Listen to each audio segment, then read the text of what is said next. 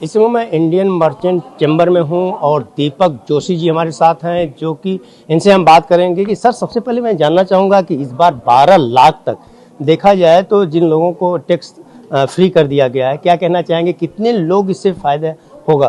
तो every person, every tax payer, जितने भी टैक्स पेयर हैं, सबको कुछ ना कुछ तो फायदा है ही अकॉर्डिंगली। तो ये तो बहुत बड़ी बात हुई, बिकॉज जो मेन आइडिया है कि हर एक आदमी के हाथ में ज्यादा पैसा आ जाए, और वो पैसा ऐसा है कि वो खर्च होगा तो इकोनॉमी रोलिंग होगी तो वो डेफिनेटली बूस्ट करेगी, हर एक सेक्टर को बूस्ट करेगी, क्योंकि एवरी टैक्स पेयर के हाथ में ही ज्यादा पैसा आ रहा है। अगर बुजुर्गों की बात करें तो उनको टीडीएस देखा जाए तो कम करने की बात कही गई, तो बहुत बढ़िया है। वो अगेन जो टीडीएस कम करेंगे उतना पेमेंट ज्यादा होगा हाथ में, इन हैंड जो सैलरी आएगी वो ज्यादा आएगी, तो वो स्पेंड करने को ज्यादा मिलेगा उनको।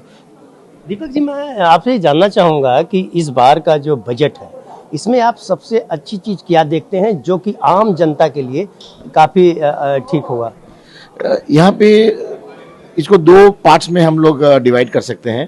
पहला पार्ट है जो इनडायरेक्ट बेनिफिट होगा।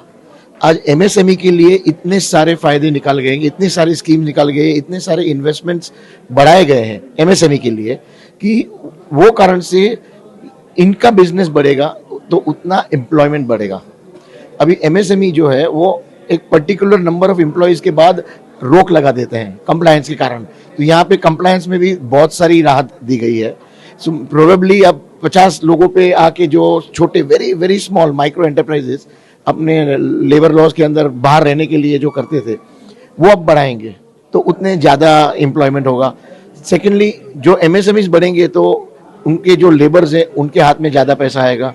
उनके हाथ में ज़्यादा पैसा आने से जो वो नहीं बाई कर सकते थे, नहीं परचेज कर सकते थे, वो परचेज करने का अभी चालू होगा। तो एवरी स्टेप नेक्स्ट लेवल पे जाने के लिए रेडी हो जाएगा।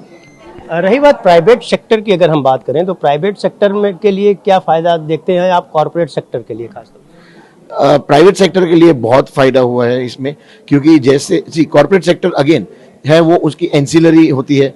कॉर्पोरेट सेक्टर का जो प्राइसिंग है उनकी एंसिलरी के ग्रोथ के ऊपर है, क्योंकि हर चीज तो हर कॉर्पोरेट सेक्टर बनाता नहीं है, तो वो एंसिलरी जो है वो एमएसएमई है।